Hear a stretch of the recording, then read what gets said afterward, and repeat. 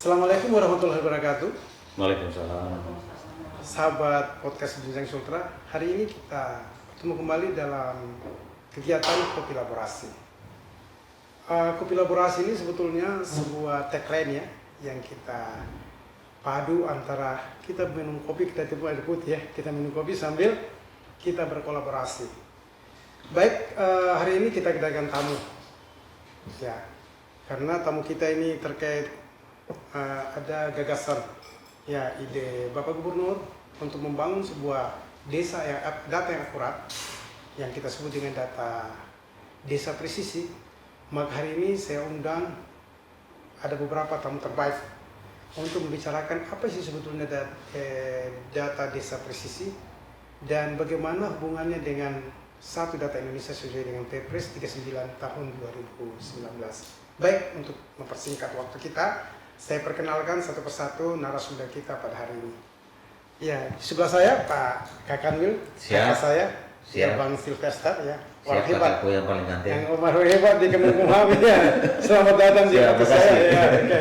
Dengan Linda, Pak. Ibu Linda ya, beliau ini salah satu perancang desa perda data desa presisi. Sekarang kabit hukum. Sekarang kabit hukum ya. Ya. Selamat datang Bu di kantor kami, di ruang podcast kami. Kemudian yang ketiga, ya beliau ini tidak asing lagi, ya salah satu kepala bidan di Badan Pusat Statistik Provinsi Tenggara, ya Pak Fatur. Beliau juga ini suhu kami terkait data sektoral.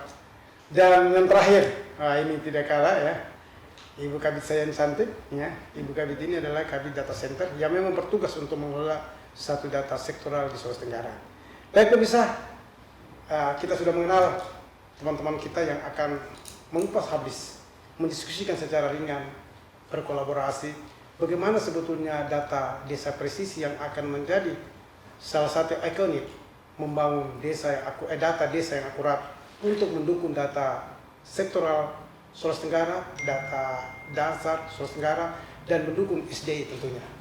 Baik, saya mulai dari kakak saya, Pak Sylvester. Ini terkait, saya singkat aja ya, DDP, data desa presisi ya. Data desa presisi. kelurahan presisi. Ya, data desa strip kelurahan presisi ya, saya DDKP. Ya. Ini DDKP ini mungkin bisa diceritakan kenapa kemudian ini menjadi diinisiasi oleh Kemenkumham untuk kemudian untuk kemudian kita jadikan program di Sulawesi Tenggara. Bisa diceritakan barangkali Pak? Terima kasih Pak Kadis, saudaraku, kakakku yang paling ganteng dan maco. Iya. Iya Ibu Kabit. Pak Faru. Ini Ibu Linda, ini sahabatku sudah lama. Iya, itu menandakan bahwa anak muda yang maco dan tidak mau ketinggalan. Iya. Jadi pada pagi ini terima kasih Pak Kadis yang sangat kami banggakan dan sangat kami luar biasa apresiasi dengan adanya podcast ya ngopi apa tadi? Kopi laborasi. Kopi laborasi walaupun ada ini air putih tapi kopi laborasi. Jadi ide dan inovasi ini luar biasa untuk jajaran pemerintah Provinsi Sulawesi Tenggara yang dikomandai oleh kakak gantengku yang luar biasa di Provinsi Sulawesi Tenggara ini. Pak Kadis, sesungguhnya inisiasi ini bukan dari hukum dan HAM, tapi ini gagasan yang cemerlang dari Bapak PJ Gubernur. Dalam ini juga beliau adalah Sekretaris Jenderal Kementerian Hukum dan HAM Republik Indonesia. Ini beliau ini mempunyai pandangan yang sungguh luar biasa, termasuk di jajaran hukum dan HAM. Ya, luar biasa. Apalagi sekarang sebagai pejabat gubernur di sini, dia memberikan satu makna besar bagaimana kita cepat lari dan lompat. Dan bukannya itu, terbang. Ini dia mengajak kita terbang untuk membangun Sulawesi Tenggara. Harus pada titiknya. Ya, dari yang terluar, terdepan, dan terbelah. Berarti ini desa. Jadi dengan ada gagasan yang cemerlang, yang smart ini, marilah kita dukung sama-sama dengan adanya kehadiran inovasi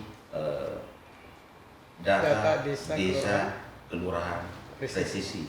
Jadi ini luar biasa yang kita juga ya itu arahan beliau dan beliau menginginkan bahwa dengan adanya kebijakan strategis untuk membangun Sulawesi Tenggara dari desa ini sangat harus kita apresiasi dan dukung bersama dari semua lapisan. Ya, Ya, mulai dari baik itu tingkat provinsi, kabupaten, kota, dan seluruh lapisan masyarakat.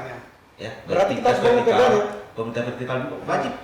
Ini wajib. Karena ini kebijakan pemerintah daerah benar. yang harus betul-betul kita dukung dan kita apresiasi untuk membangun masyarakat, Amin. terutama di daerah desa yang beliau sampaikan sekitar 260 desa contoh.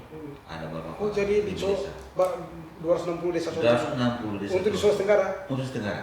Dari tahap dari awal. 2000 desa ya? Dari Kita contoh dulu ya. dari Pilot 2000 project. desa ada 260 desa untuk jadi desa. Ini tersebar di 17 kabupaten kota. 17 kabupaten kota. Ada perwakilan desa. Ada ya? perwakilan Oh, desa-desanya. iya. Nah, jadi mungkin itu Ah. awal, jadi Ah. bukan Iya. inisiasi dari hukuman HAM, Iya. tapi kita Oh, iya. bagaimanapun sebagai dari instansi Ah. pemerintah vertikal Iya. membantu pemerintah daerah Oh, sini siap.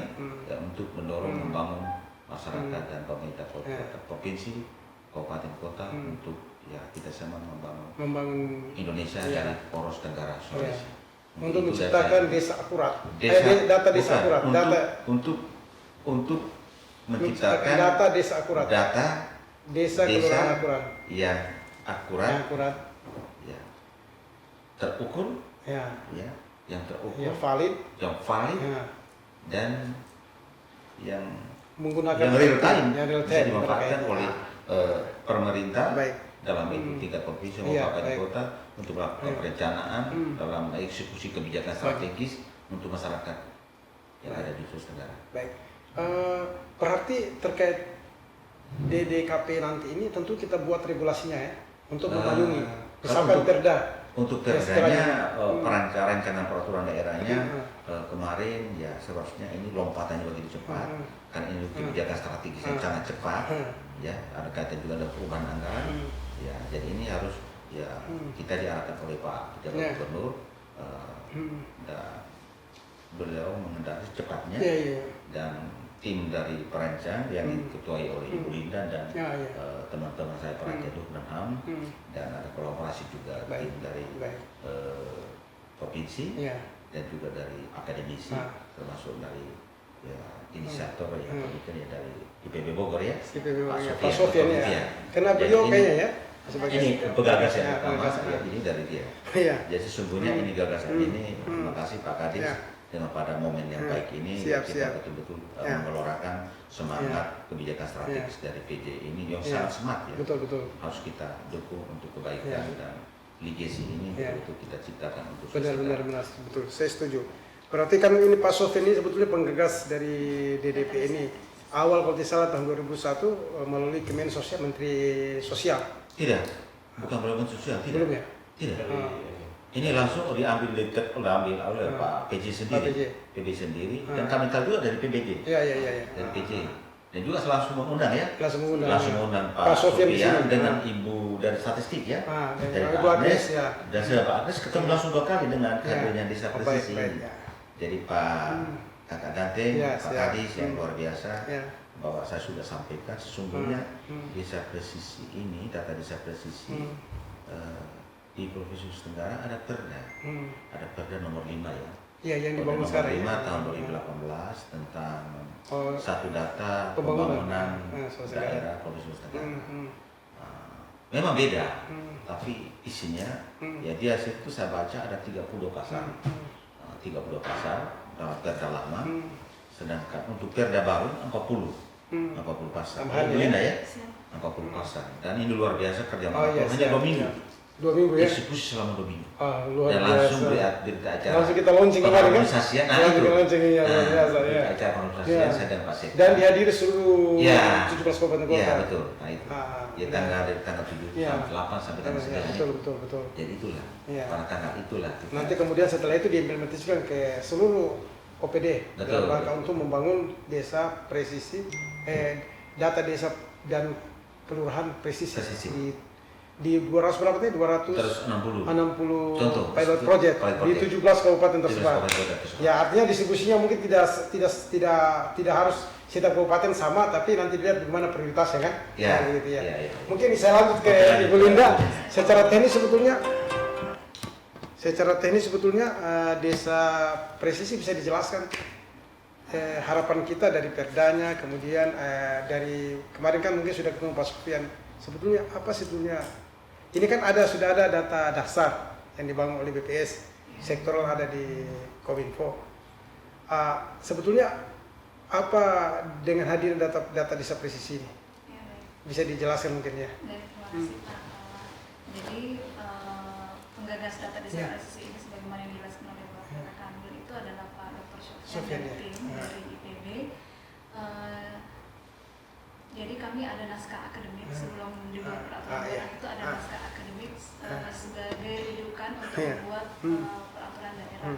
Nah kalau di naskah akademik itu di sini Pak saya lihat ini, jadi beberapa hal yang akan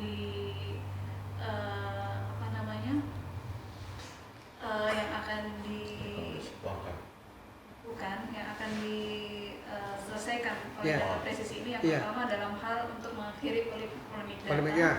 Kemudian yang kedua, pengumpulan data itu efektif dan efisien. Kemudian menampilkan kondisi terkini desa kelurahan. Kemudian basis perencanaan dan implementasi pembangunan itu tepat sasaran. Berikutnya data desa presisi ini dia ada aplikasinya Pak, namanya aplikasi Merdesa. Merdesa ya. Jadi aplikasi itu dia dapat menghitung dengan cepat laporan pembangunan. Kemudian waktu update itu relatif cepat karena melibatkan langsung partisipasi warga. Jadi masyarakat desa langsung yang melakukan pendataan di RW atau RT-nya itu. Kemudian kemarin Pak berdasarkan interview kami, harmonisasi dengan Pak Kepala Dinas PMD, memang ada aplikasi namanya Prodeskel kalau saya tidak keliru, tapi memang ada data yang tidak ini Pak, yang tidak connect ya, connect, tidak akurat ya. Data dari Prodeskel dengan data empirik seperti itu, sehingga dengan adanya data presisi ini bisa betul akurat karena dia menggunakan drone. Selain drone itu drone teknologi, dia juga menggunakan partisipasi masyarakat seperti itu. Dia pakai namanya apa? Saya tulis itu, saya kemarin searching drone participatory mapping DPM ya. Iya, dia pakai DPM-nya. Itu gagasan dari Merdesa. Oke. Terkait itu ini sebetulnya gagasan yang cukup luar biasa yang sampaikan oleh Bapak Gubernur ya, untuk bagaimana membangun keakuratan data di desa. Artinya data desa presisi kan cuma nama, tapi yang kita butuhkan adalah sebuah data akurat. Yang dibutuhkan oleh pemerintah dalam mengambil kebijakan. Sederhananya begini, berapa siswa yang stunting di desa misalkan Amolengo? Ini data kalau subang siur kan nanti kebijakan juga keliru. Misalkan ada bilang datanya 15 orang, kita ambil kebijakan 15 orang, di situ ada 500 orang.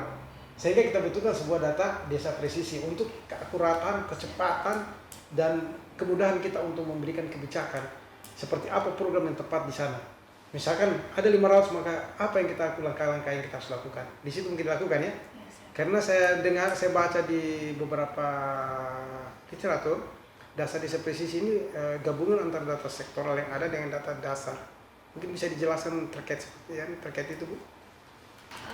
Baik Pak, jadi memang di data desa presisi ini Pak, selain keakuratan, ada beberapa hal yang bisa juga kita ambil. Misalnya kalau kami di desa sadar hukum itu Pak, bisa langsung terbaca Pak di aplikasi Merdesa itu ada berapa orang yang menjadi korban, ada berapa orang yang kemudian pernah korban, mendapat bantuan yang diselesaikan mungkin masalahnya secara non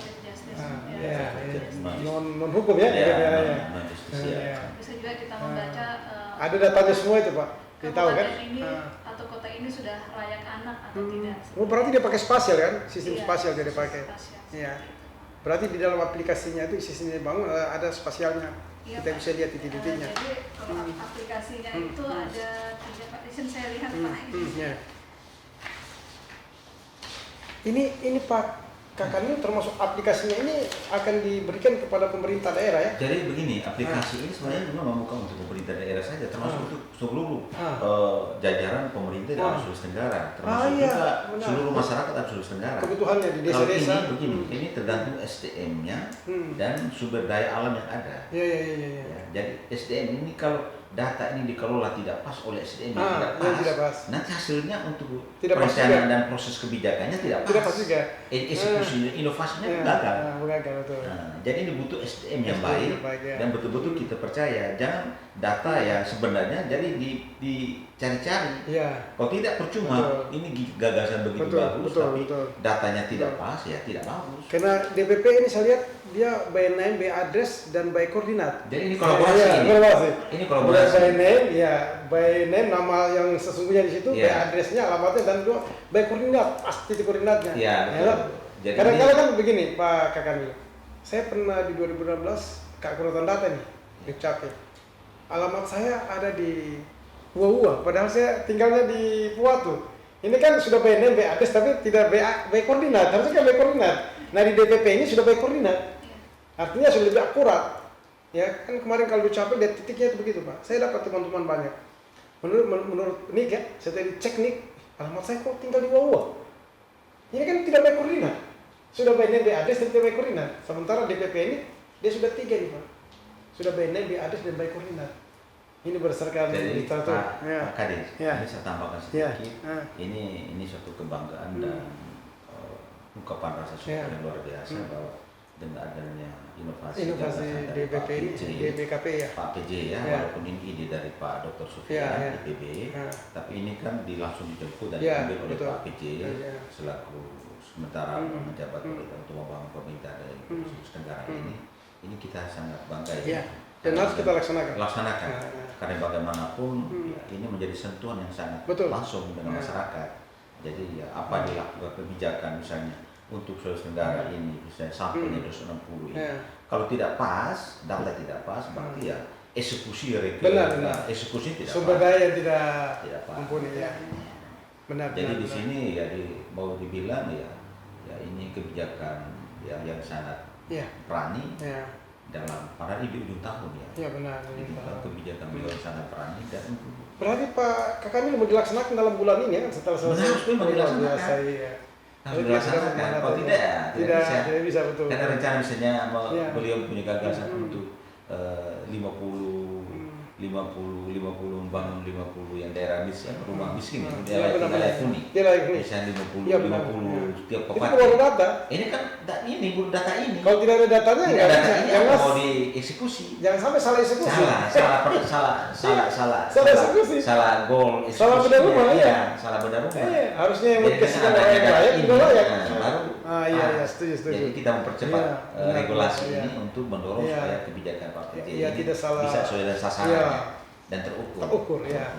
Jadi ini seharusnya ya ditangkap demokratis demokratis dan kemanusiaannya tinggi sekali.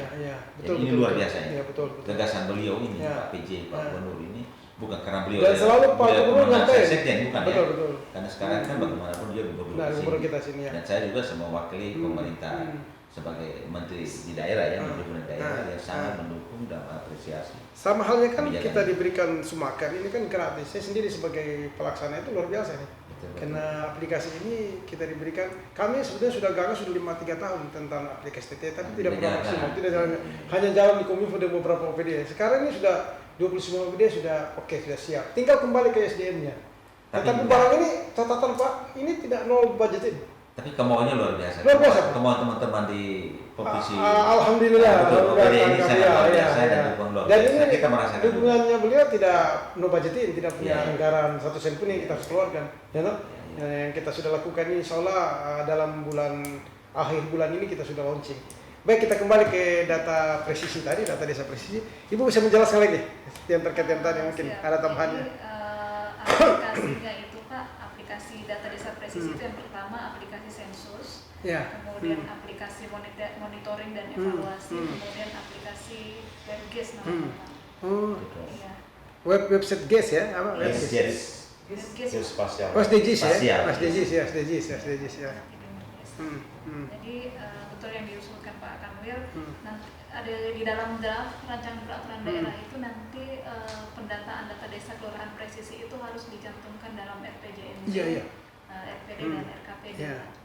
Benar. Jadi menjadi acuan kebijakan Pak ya. Ya, karena saya baca di literatur manfaat dari desa presisi ini ada 5, tapi masih banyak yang lainnya. Yang pertama bagaimana dengan adanya kalau ada data desa presisi ini maka kita gampang mengetahui luas daerah kita seperti apa. Desa berapa luasnya tahu. Ya, kemudian kedua karena dia pakai mapping tadi, yang mapping drone mapping kan. Kemudian kedua mengetahui batas wilayah. Betul. Selama ini kan kita sengketa wilayah antar desa di mana batasannya ini sudah diketahui dengan mapping drone. Ini sudah daya alam yang kita. Ya benar. Nah, kemudian yang ketiga mengetahui topografi wilayah. Bagaimana bentuk-bentuk wilayah kita? Karena dia sudah mapping itu. Nanti menggunakan tadi spasial, ekologinya benar. Kemudian yang keempat mampu menunjukkan di mana potensi-potensi di daerah itu, di wilayah itu. Apa sih potensi wilayah itu? Selama ini kan kita hanya, mohon maaf, kadang-kadang data kita tidak sampai ke situ. Potensinya sampai potensi daerah di Muna itu apa sih potensinya? Meleuru potensinya dilihat hanya wisata. Padahal Meleuru itu ada batu kapur. Dan kebijakan yang pas. Itu saya ambil kebijakan yang pas. Ya. Dan yang terakhir itu mengetahui status penduduk.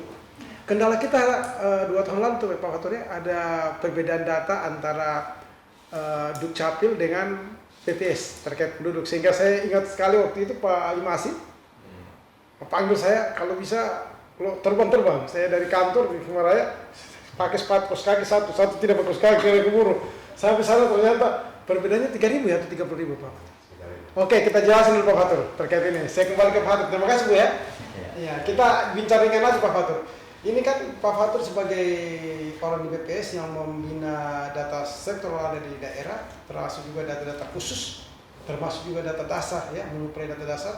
Dengan adanya konsep data desa dan kelurahan presisi, ya secara kami sudah lihat bahwa ini sebuah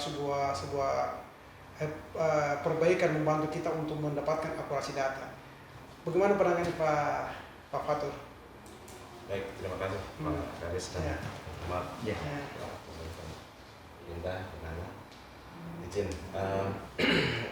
mungkin kita sedikit flashback lah ya, bahwa di tahun lalu itu kan pemerintah secara nasional itu melakukan pendataan Reksosek. Reksosek ini adalah bagian dari instruksi presiden ya, terkait penanganan data. Ini dulunya awalnya mungkin dari kemiskinan lah, terus hanya orang miskin saja, tapi akhirnya berupa sensus ini Reksosek. Reksosek juga ini variabelnya juga lumayan banyak, dan di situ juga ada titik-titik bangunan tiap penduduknya ada. Kemudian di situ juga ada foto untuk yang di FKP itu menengah ke bawah, itu ada fotonya. Itu dari foto rumahnya ada 3 sisi, kemudian foto kamar mandinya juga ada, sampai ya ada 3 sisi lah, ada 5 atau 4 foto lah yang dikumpulkan. Secara prinsip secara legalitas perundangan lah ya, ketika akan mengeluarkan atau kita akan melakukan kegiatan statistik itu PP 51 itu mewajibkan bahwa harus ada rekomendasi dari BPS. Tujuannya rekomendasi untuk apa? Yang pertama ini terkait duplikasi kegiatan. Pak Ridwan di Kominfo bikin kegiatan, ternyata di dinas lain bikin kegiatan. Kalau tidak ada tempat untuk rekomendasi, jadinya uang negara terpakai secara double gitu. Harusnya ketika itu dengan metodologi, kemudian menggunakan prinsip statistik yang betul, hasilnya pasti sama. Kalau survei indikatornya sama, hasilnya harusnya sama. Oke, saya potong sedikit. Iya. Terkait hasil yang sama. Ini kita bicara sama. Sampai hari ini stunting itu ini beda, saya tak tahu karena beda metodologi dalam mengambilnya. Antara dinas kesehatan dengan perguruan tinggi itu berbeda. Ini persoalan kita, makanya ini kehadiran DPKP ini bagaimana supaya tidak ada perbedaan lagi nih, coba dijelasin dulu ya Pak. Ya, ini masih masalah beda. Ini masih ini intronya. Oke. Sebelum lanjut bahwa harus ibaratnya harus mendapatkan rekomendasi dari BPS itu sebenarnya salah satunya itu jadi tidak ada duplikasi kegiatan. Kemungkinan ketika nantinya data presisi juga melakukan hal yang sama dan data itu sudah tersedia, kemungkinan apa tidak sebaiknya menggunakan data yang sudah ada. Apa yang diinginkan? Mau bisa jadi lebih fokus ke untuk yang ini, yang belum ada. Jadi data yang sudah ada sama-sama kita pelihara. Mungkin dengan di data yang belum ada itu, mari kita kita punya bank data, marilah kita sama-sama mensupport data menambahkan yang belum. Ini semangatnya mungkin ke arah situ gitu. Namun secara overall kegiatan desa presisi ini sangat baik, sangat bagus. Secara ini itu sudah diapresiasi juga bahwa ini ada terobosan. Nah, kemudian dengan terobosan ini agar nantinya apa yang dihasilkan itu lebih bermakna, mari sama-sama kita diskusi lah apa yang menurut kami bisa kita sumbangkan, itu kita bersedia untuk menyumbangkan tenaga pikiran dan kita berkumpul untuk kita saling mendukung. Sebetulnya kan tadi Pak Kakani sudah sampaikan bahwa sebetulnya ini gagasan murni Bapak Gubernur dalam rangka bagaimana membangun sebuah data yang akurat, data yang real time di daerah kita. Karena fenomena yang terjadi ada beberapa yang tadi belum dijawab, nanti dijawab ya. Data stunting, saya juga itu bingung, mereka itu sering bertengkar antara data mana mau dipakai. BKKBN punya data dengan metode berbeda, punya Dinkes juga berbeda metodenya. Padahal sesungguhnya persoalannya sebetulnya antara data sektoral dan data dasar. Kalau BKB Dinas Kesehatan kan pastilah dia produsen data sektoral. Tapi harusnya BKKBN juga kan produsen data sektoral. Nah, makanya kehadiran data desa presisi, kelurahan dan desa dan kelurahan presisi ini salah satu solusi, ya, solusi untuk bagaimana tidak ada lagi terjadi perbedaan data antara dua kubu yang sama mencari data tapi berbeda angka, atau misalkan dari Dukcapil tadi dengan BPS berbeda angka jumlah penduduk, mungkin bisa disikapi itu Pak. Ya. Perbedaan ini sangat lazim lah ketika kita lihat. Mungkin ada angka 6 di sini, menurut saya itu angka 6, tapi menurut Pak Ridwan mungkin harus matematika pasti angka 9. Tapi data nggak bisa. 9. Data yang sama ini. Ada data dari saya kelihatan 6, tapi dari Bapak kan 9. Menurut saya juga matematikan saya lihat itu 6. Sebenarnya gini, ketika kita melihat data, itu kita harus lihat juga metadatanya. Metadata itu bisa melihat lah ketika data itu yang disampaikan itu konsep definisinya seperti apa. Kalau data penduduk antar Dukcapil dan BPS itu berbeda, karena BPS ini pasti menggunakan de facto-nya. Mungkin kalau saya mungkin bukan karena saya KTP-nya sini ya, mungkin Bu Agnes lah itu beberapa orang yang pindah. Mungkin Pak Sultan juga mungkin KTP-nya mungkin bukan di Sultra. Masih di Jakarta. Nah, Jakarta. Kalau di BPS salah satu masuk di Sultra. Ya. Tapi kalau Dukcapil, baik de jure dia secara administrasi. Ya. Itu mungkin perbedaan yang terjadi. Nah, saya tanggap itu. Makanya karena problem ini kan tidak bisa dibiarkan. Persoalan data itu jangan sampai berbeda. Jangan terkait data itu kita pakai ilmu filosofi. Ilmu filosofi begitu lihatnya. Kalau satu tempat ini kita lihat harus berbeda. Itu ilmu kebaran namanya. Itu sudah masuk kepada tingkatan filosofi. Tapi sekarang kalau data nggak bisa, kalau satu harus dua. Makanya kehadiran data presisi ini dia yakinkan ya bahwa tidak ada lagi perbedaan. Karena data ini basis data yang ada di desa ini diambil. Karena muara data itu kan ada di desa. Kita setuju, muara data di desa. Nah, jadi kalau misalkan stunting tidak ada lagi bahwa BKKBN datanya A, Dinkes datanya B, tidak bisa lagi, harus sama. Ini salah satu tujuan kehadiran dari data presisi. Satu lagi dijawab mungkin Pak, baru saya kembali ke isu, sudah panas-panas ini sudah mau jawab. Betul. kembali lagi ke tadi Iya, konsep iya. dan definisi itu juga ketika kita menyamakan itu bukan hal yang mudah. Iya, iya, iya. Konsep dan definisi, ya oke lah kita melihat konsep definisi ketika kita tidak dijelaskan, ibaratnya gini, ada pendata ya, pendata di desa A sama di desa B. Iya. Tidak dijelaskan sebelumnya. Kamu mendata orang yang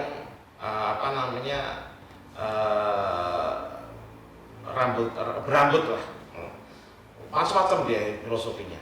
Ada yang hanya satu kayak upin-ipin didata. Kalau tempat lain enggak, itu sebagian besar botak, jadi saya ikutnya botak karena tidak ada kesamaan data, kesamaan konsep definisi. Makanya ketika di BPS itu selalu melakukan adanya penyamaan konsep dan definisi, itu diadakan pelatihan sebelumnya untuk pendata.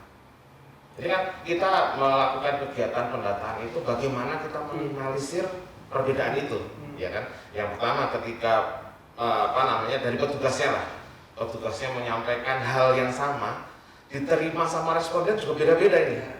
Nangkepnya responden dengan yang mungkin doktor, mungkin sama yang lulusan SD, nangkepnya beda. Jawabannya mungkin bisa juga beda yang dimaksud. Nah inilah bagaimana kita bisa minimalisir lah perbedaan-perbedaan yang ada. Jadi ketika ada perbedaan, ya mungkin bagaimana caranya yang antara error human error atau sampai error itu diminimalisir. Oke. Baik, jadi saya ambil kesimpulan sedikit sebelum saya ke Ibu Asibuan, bahwa kita sependapat bahwa data desa presisi setelah penjelasan teman-teman tadi, data presisi sebetulnya ini bagaimana kita membangun base data di desa. Jadi desa punya base data. Hari ini mohon maaf, desa hanya sebagai objek yang akan kita datangi, meminta data, tanpa mereka tahu datanya seperti apa. Tapi mereka sudah ada base data. Ketika misalkan ada bantuan sosial, kita tidak perlu lagi, karena sudah pakai pakai sistem ini kan. Tinggal dilihat saja desa Wakuru, misalkan desa Wakuru, dibuka saja bantuan sosial. Oh, jumlah masyarakat yang perlu bantuan sosial sebanyak 20 orang. Maka dinas sosial segera, Pak Gubernur ada 20 orang yang kami siap bantu karena Pak Gubernur ada kunjungan kerja sana. Jadi memudahkan. Tidak, jangan sampai itu kan kebijakan kita yang keliru, bisa blunder bagi pemerintah kita, pada kepala daerah kita. Misalkan karena tidak data yang akurat, di bawah bantuan sosial 15 berdasarkan data yang tidak akurat, ternyata ada di sana 50 orang. Itu kan jadi blunder. Jadi ini yang kita mengantisipasi, bahwa intinya nanti ada base data, ada basic data di daerah. Nah, sebelumnya ke situ saya mau tanya lagi ke Ibu Linda tadi, ya. Kalau tadi saya tanya Ibu Linda aja ya. Kalau kakak nanti kita bicara yang umum aja ya. Ini kan bicara base data. Memang dalam DWPKP itu data DDKP itu ada memang nanti sistem base data. Selain sumber daya manusia yang dilatih di aparat desa, ada juga disiapkan mungkin dalam sistem itu atau apa. Data yang sudah disampaikan ada disimpan di desa itu. Artinya setiap saat kita bisa butuh kan begitu. Jadi pengguna data mungkin maksudnya. Jadi pengguna data itu terdiri dari yang pertama instansi vertikal. Bukan, maksud saya base data ini desa, makanya desa Wakulu. Iya, Pak. Setelah kita data, mereka punya base data sehingga pengguna data bisa ambil. Iya, Gitu. pengguna datanya salah satunya masyarakat di desa itu sendiri. Iya. Tapi itu terbatas Pak, karena ada yang sifatnya rahasia juga Pak. Iya, ada data yang dikecualikan ya, yang dikecualikan ya. Dikecualikan. Iya. Itu ada di aplikasi Pak yang Oh, dalam aplikasi ya, iya. Berarti nanti ada dalam aplikasi itu ada memang pengelola yang produsen data di desa itu kan? Ada yang produksi data. Oh ya, sip. Makasih Bu. Dan bahkan kemiskinan yang ekstrim pun nanti Masuk ke situ, terbaca data situ ya.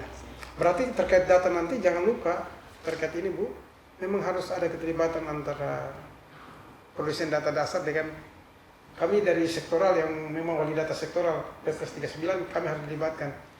Sebagai siap. Sesungguhnya konsepnya PPJ ini sangat luas ya. Iya. Jadi seluruh data yang ada ke dalam kehidupan masyarakat desa itu semua ada. Tidak ada yang tidak terekam. Ya, ini real time. Misalnya masalah kehidupan sosialnya, pekerjaannya, terus pendidikannya, terus masalah kesehatannya, infrastrukturnya, terus masalah hukum dan HAM-nya, itu semua. Bahkan jumlah pohon Masuk ke data semua sektoral ya. itu sudah dalam ini. Jadi ini bukan hanya untuk pemerintah daerah, tidak. Dan ini kita semua kolaborasi antara baik itu instansi vertikal membantu pemerintah daerah untuk ini. Ya seperti data disampaikan oleh Pak tadi dari Ibu Agnes dari Badan Pusat Statistik dengan ada Perpres 39 tahun 2019 tentang satu data Indonesia. Saya kira ini bagian dari bagian dari peraturan yang paling dibawa oleh PC untuk melaksanakannya satu data ini. Jadi ini, jadi tidak ada bertentangan dia. Jadi kalau kita satu komitmen dan satu kolaborasi pemahaman sama, berarti sistem ini berjalan dengan bagus. Kalau selama ini kan kalau data berbeda berarti ego sektoral kita. Saling mementingkan ini saya punya tidak. Ya adanya desa presisi data desa kelola presisi ini menyatukan kita untuk memahami bagaimana kita bedah masalah ada di masyarakat desa ini. Misalnya, oh ya ternyata kerawanan sosial, masalah hukum, masalah HAM ada di situ, bisa desa secara hukum. Nah, jadi tergabung di situ. Bisa di statistik desa manis ya. Apa desa manis kok cantik? Desa cantik. Jadi satu, misalnya di BPKKP ada stunting. Nah, itu semua satu tahu. Dari situ kita kolaborasi. Oh ya ternyata di sini. Di sini dunia pendidikan. Nah, ternyata misalnya ini. Dan sekarang muaranya terima kasih Pak Kadis. Luar biasa acara kita sharing diskusi bersama untuk ini. masyarakat. Untuk masyarakat umumnya ternyata data ini dimanfaatkan data juga dari masyarakat dan juga untuk masyarakat. Yang pengendalinya kita ini. Bertanggung jawab kita ini. Ya. Setuju. Ya. Saya kira bagus sekali dan ide ini memang perlu kita segera implementasikan. Teman-teman mari kita bekerja untuk terkait data. Tapi masih ada narasumber satu. Kalau kita simpulkan nanti tidak ada. Beliau membaik. Saya ini dikasih dulu nggak dikasih ngomong. Oke, Bu Nana, beliau ini kan salah satu penanggung jawab di bidang saya, bidang data center itu salah satu tugasnya adalah sesuai Perpres 39 tahun 2019. Beliau ini sebagai wali data. Kominfo adalah wali data. Yang mana dulu sebelumnya itu adalah Bapeda punya tugas. Makanya Perda 2018 itu sebetulnya Perda yang setelah turun Perpres itu harusnya kita menyesuaikan. Hanya saya kemarin buru-buru langsung bikin Pergub nomor 10. Jadi nanti bikin Perda dulu, nanti mengacunya pada setelah Perda itu kita susun kembali Pergub Satu Data Sultra. Ya, untuk perbaikan Pergub kita yang baru ini, ya itu. Ya supaya masuk desa presisi ya. Bu Kabit, terkait ini kan kita pengelola data sektoral. Saya melihat bahwa ada dengan lahirnya data desa kelurahan presisi ini bisa membantu kita memudahkan dalam mengakuisisi data-data yang ada di daerah di desa. Karena kita ini data di pemerintahan saja sulit kita akuisisi. Karena apa? Pertama acu tak acunya OPD untuk memberikan kita data. Apalagi kita mau turun ke kabupaten kota. Apalagi di kabupaten kota, pemerintah kabupaten kota. Waduh, tidak ada datanya. Mohon maaf ini. Kadang kita dapat tidak ada data. Jadi kita hari ini Pak Gubernur punya gagasan bagaimana kita membangun data dari hilir baru ke hulu. Karena gitu. Karena kalau kita bangun ke hulu, hilirnya tidak ada, wah susah. Jadi dari hilir ke hulu. Data ini digunakan oleh semua pengguna data termasuk di pemerintah Indonesia, SDI, termasuk di Sulawesi Tenggara dan termasuk juga desa itu sendiri. Ya begitu. Artinya ketiga, misalkan contoh. Ada 25 orang yang harus dikasih bansos. Mereka bisa kontrol langsung. Ketika cuma 15, kenapa 15 kita 25? Data sama. Berarti ada kesalahan yang dilakukan oleh salah satu OPD. Sehingga harus, ya jadi mereka tidak bisa lagi melakukan kesalahan-kesalahan karena sudah ada data yang akurat. Oke, sejauh mana pandangan Ibu? Silakan. Baik, terima kasih Pak Kadis. Izin katakan izin Mbak Linda, Pak Fatul, bahwa sangat menarik ya bahwa intinya di sini kita adalah tidak mencari kebenaran, tetapi intinya bagaimana kita mencari solusi untuk satu data keakuratan data. Itu mungkin. Karena kalau kita berbicara tentang data, yang pertama dasarnya kita adalah Perpres 39 tahun 2019, kemudian ada unsuran yang dibuat oleh Pemda Sulawesi Tenggara itu Perda Data nomor 10 tahun 2000, kemudian itu yang disebut Satu Data Sulawesi Tenggara. Tetapi dengan adanya data presisi ini, menurut kami adalah penyempurnaan mungkin dari caranya, dari sistemnya, sehingga data yang diambil memang benar. Kalau kita berbicara tentang dasar presisi adalah data yang diambil divalidasi, verifikasi yang melibatkan anggota masyarakat.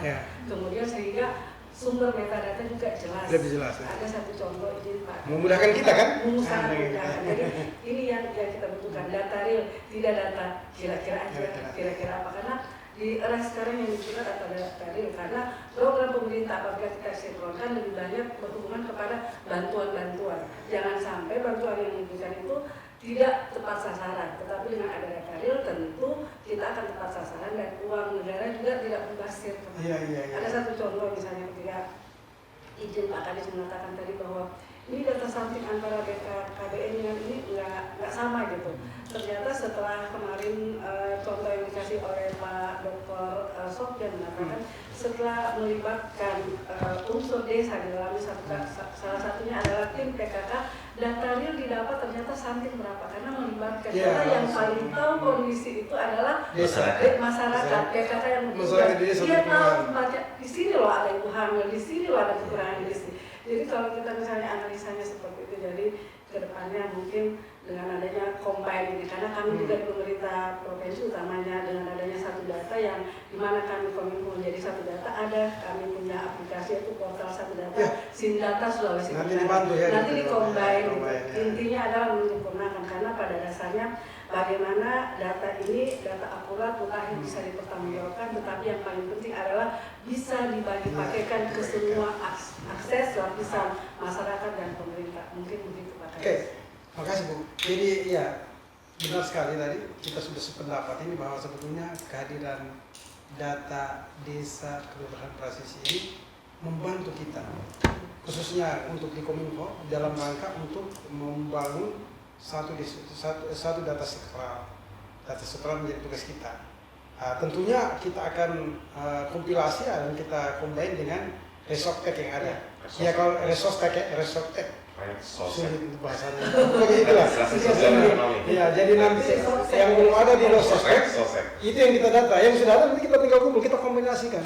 Dan kita lihat akurasinya, apa akurasinya sudah tepat. Ini supaya membangun satu desa, satu data di Sulawesi Tenggara yang akurat berbasis data desa dan kelurahan presisi.